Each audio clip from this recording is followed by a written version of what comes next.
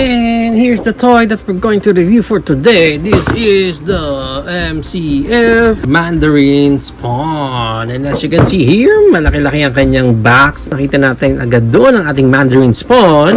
And at the back, obligatory product shot lang ng ating Mandarin Spawn. And at the side, half ng window na may design. And sa kabila, may half na window ulit na may design. And on top, half window ulit na may design. And at the bottom, barcodes and stuff. Pag na-unbox natin siya, may kasama lang siya ditong magandang artwork. Poster. Actually, cardboard siya. Matigas siya. Hindi siya yung basta paper lang. Ganda oh. Maganda rin ang poster na to. And yung mismong figure natin na naka-clamshell pa dito. And nandun yung kanyang stand. So, yan, clam na natin yan. And pag na-unbox natin siya, check muna natin yung pinaka-details niya. Ang ganda. Ang angas ng details. Yan, yung hair niya, may kabigatan itong hair niya and isang buong plastic siya. Bulky. Mukhang medyo delicate so pag parating nagagalaw. Medyo manipis yung kinakapitan kaya baka mabilis maputol yan. Anyway, ito pa yung iba pa nating details dyan. Ang ganda ng side. Yung armor niya, ang ganda. Angas, yung armor. Ito pa, even sa paa, sa side. Yung itsura niyan, sa likod. Yung itsura niya. Yan.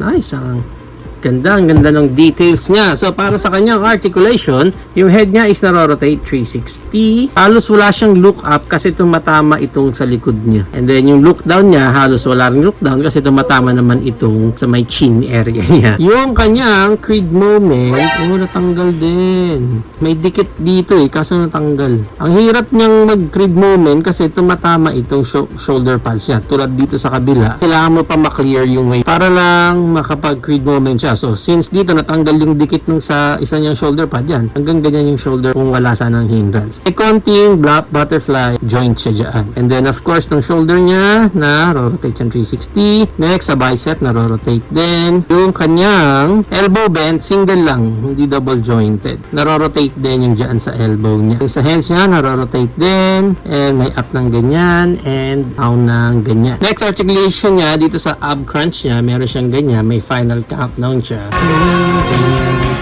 Tapos meron din swivel na ganyan, naro-rotate yan. Sa waist area niya, meron din siyang articulation doon. Iba pa yung dito sa taas. Yan. So, pwede rin siya mag-bend na ganyan, and may konting swivel din siya. Yung kanyang Van Damme split hanggang ganyan lang yung Van Damme split niya. Actually, medyo loose na yung sa atin, yung mga paa niya. And then yung skirt niya, soft rubber naman. So, pag nag-high kick siya, kaya naman, pero may hindrance talaga dito sa area na yan. And then sa back kick, ganun din.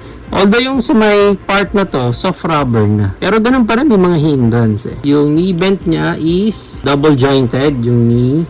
And then sa paa, rotation siya, and then may tiltage din naman siya. And then may up ng ganyan, and down ng ganyan. At ratcheted yung sa may paa niya. Para sa kanya mga accessories, first check muna natin dito yung kanyang pinaka-shield. Yan. Ang ganda ng shield niya, ang ganda ng design.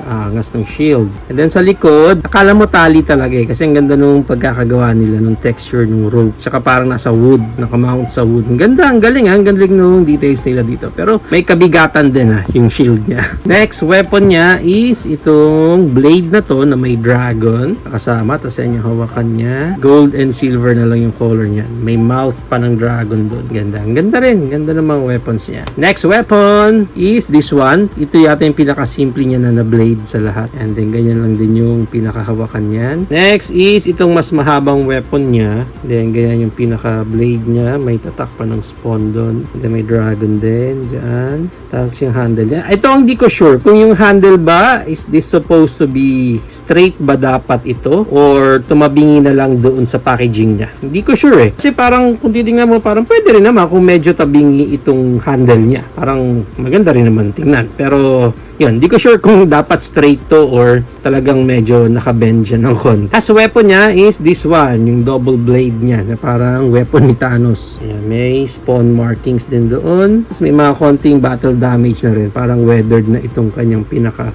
blade dito. And itong blade na to is, yun, pwede palang matanggal. So, pwede ka pang magkaroon ng isang single blade sword dito. Sayang sana sa gitna na lang para may hawakan din itong isa, no? Para at least may dual sword siya. So, i-check muna natin ano itsura niya pag hawak niya itong mga weapons niya. Ito munang isa niyang blade, yung pinaka-simple. Yan.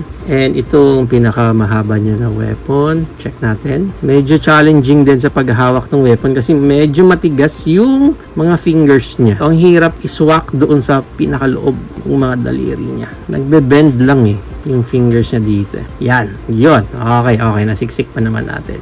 Yan, okay. So, yan. Pag yung hawak niya yung dalawang blade niya na yan. Check naman natin yung iba pa niyang weapon. Try natin itong isa para malagay mo sa kamay niya. Of course, dapat tanggalin natin yung kabilang side para ito yung masisiksik natin dyan. Yan siya. If ito namang weapon, sumasabit pa sa gloves natin. Grabe. Sugat-sugat na yung gloves natin. Parang naka-battle damage na yung gloves natin. Pero ang ganda ng weapon niya na to. And ito naman ang itsura niyan pag yung single sword lang. Ganyan naman ang pinaka-itsura niya. And of course, yung last weapon niya na dito, yung giant blade. Ang hirap talaga ikabit sa kamay. Yan Tapos, yung kanyang shield. Of course, sisiksik lang natin ito dyan. Ayan, sumasabit talaga tayo sa mga spikes niya. Yan naman ang itsura niya. Hawak niya yung kanyang shield and yung isang blade niya. And para sa height ni Mandarin Spawn, hanggang dulo na lang ng kanyang hair, mga nasa around 9 inches siya.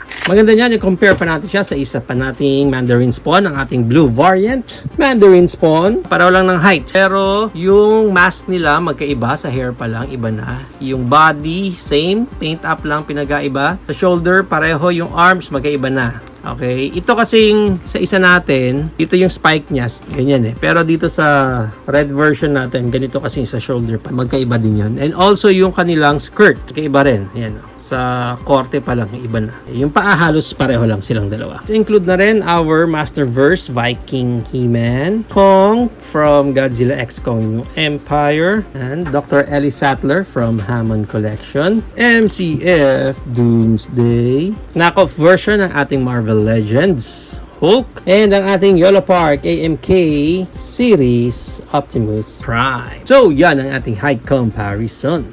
If you're planning to avail this deluxe version ng ating Mandarin Spawn, ang price range niya is around 800 pesos up to 1,800 pesos. Depende na lang again kung saan specific market kayo makakuha ng specific copy ninyo or makakuha din kayo ng naka-sale na. There you have it now guys, na ang ating MCF Deluxe version Mandarin Spawn. What do you think of this deluxe version ng Mandarin Spawn? Is it a go for you or no for you? Whatever thoughts, please comment it down below. But for me, based sa experience ko right now, parang hindi ako ganun na na-excite sa kanya. Kasi to be honest, ang hirap niyang itayo. Mahirap itayo itong Mandarin Spawn natin. Kasi sa paa pa lang niya, medyo iba yung build nung paa niya. So hindi siya yung parang regular tayo lang na nakasanayan natin kasi iba talaga yung build nung sa paa niya. Also, medyo mahirap siyang ma-articulate dahil nga may mga hindrances, especially dito sa kanyang shoulder pads. Ito nga, natanggal pa yung pagkakadikit ng isa natin.